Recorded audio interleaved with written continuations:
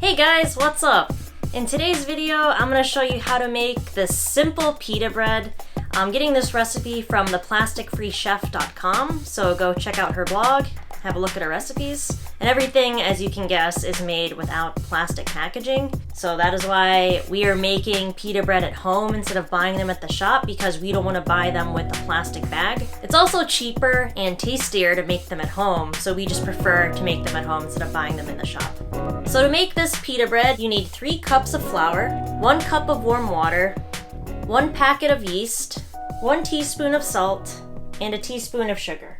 So because we're baking with yeast, the water has to be the right temperature. So every recipe will tell you that it just needs to be warm water. So instead of actually taking the temperature of the water, it's just easier just to do it by feel. So the water should feel like a comfortable bath. Not too hot, not too cold. So you can comfortably put your hand in it and it just feels like lukewarm. So if you've never baked with yeast before, you could be worried about getting the temperature wrong, but just make sure it's not too hot or too cold, that it's a nice comfortable temperature, and you should be fine. And we're just boiling a little water because we don't have hot water in the house, or any running water at all, actually. So mix the 3 cups of flour with 1 teaspoon of salt. Just whisk it together in a bowl. And we only need a cup of warm water, so I'm just going to add the hot water into this bowl and add some cold water to that until I get the right temperature. Still too warm. If it's too hot, it'll kill the yeast and it won't work. Yeah, this will be okay. I'm like thinking about it. We don't need all of this water. Need a cup.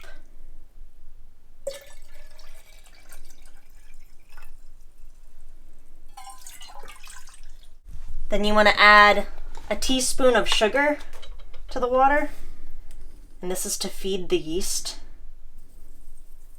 Whisk that together. And then we'll add the entire pack of yeast. We couldn't find yeast in a jar.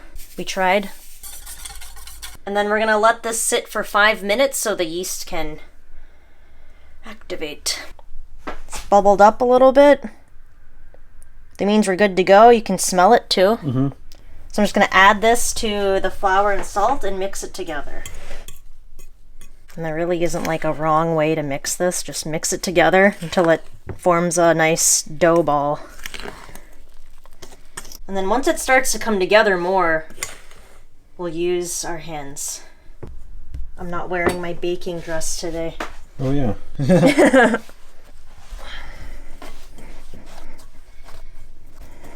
It's a little drier than I would like, but it'll be fine. Alright, so you just want the dough ball to come together like this. It'd be nicer if it was smoother, but that just means I should have added a little more water. But it'll still work out okay. Oh, this feels nice. It's like slightly warm. Put it in there. Then I'm going to cover this and put it someplace warm and let it rise for an hour to 2 hours, because we want this dough ball to double in size, so it will grow quite a bit. Mm-hmm. Thank you. So this bread does take some time to make because you have to let it rise for an hour or 2, but it's totally worth it. I prefer this bread over the chapati. So even though I have to plan for it in advance, the bread, it tastes way better than the chapati in my opinion, and the dough is a lot easier to work with. So give it a try, even though you have to wait an hour or 2. Totally worth it. The stove is still nice and warm inside. Oh, cool. There's still some embers from earlier.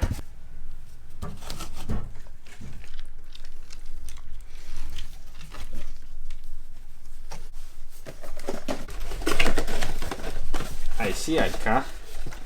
You noticed me making fire. Do you want some? What is it? The fire starting. Oh. Aika. Let's grow this bread. Yeah. Because we normally would make fire a little later. Yeah. But since the dough likes to be in warmth, then we'll just do it now.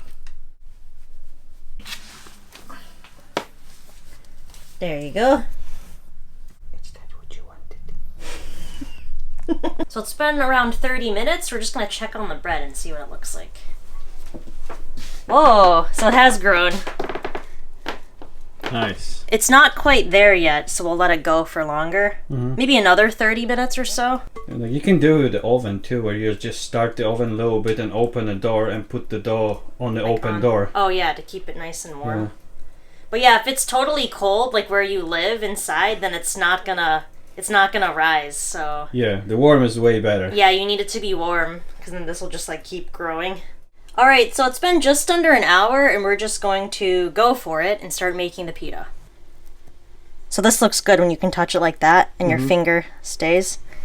And we didn't put any oil on this because I just didn't. You want to just punch it down to deflate it?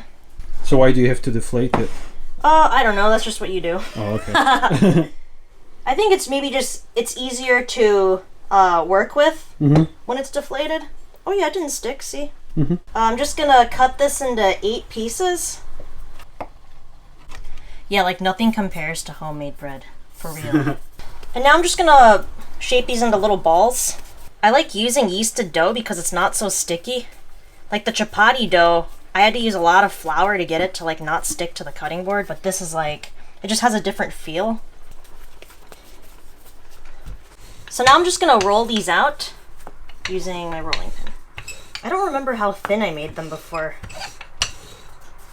I don't think you made them really thin. So I'm just rolling out a couple while we let the pan preheat.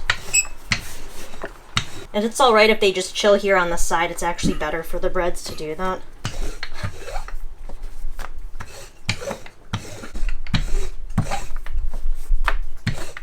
We have 1 pot cabbage pasta going in the background. So I'm going to bake these on a high heat. I am deviating from her recipe because we tried it on a medium-high heat and it just didn't bake the same, so we're just going to do it on high heat instead.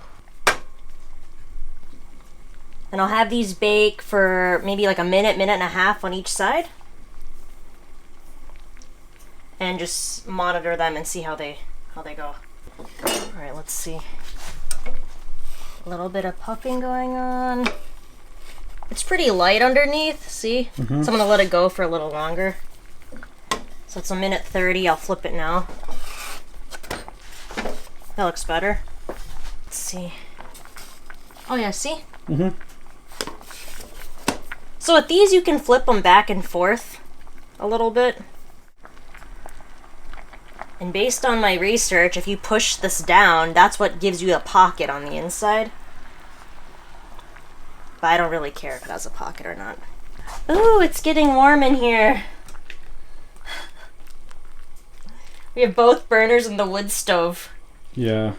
And usually just cooking at this time of day, just cooking produces enough heat. Yeah.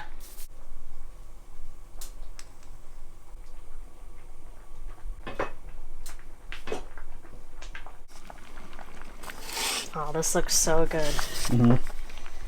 Yes. I'm hungry. Yeah. Homemade bread is like... I've been doing like a minute and a half to 2 minutes on each side to get them nice and like toasty. And I like the bread not to be like super dark either, so... But these will be really nice. Nice and airy. It's probably best to keep your dough covered when you're rolling them.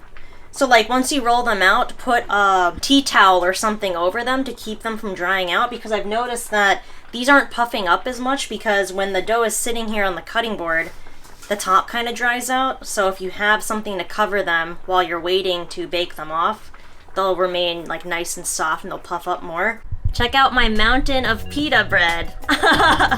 It looks so good. Oh, don't forget to check out the Plastic Free Chef's blog because that's where I got the recipe from. So I'll post the link in the video description and I'll pin it in a comment on this video. So if you have any questions about this recipe, check out her blog and look at her pictures and her instructions because she has a lot more information on there.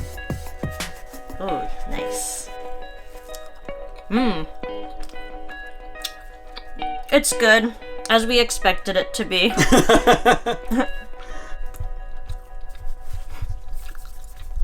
Mmm. That is good. It is.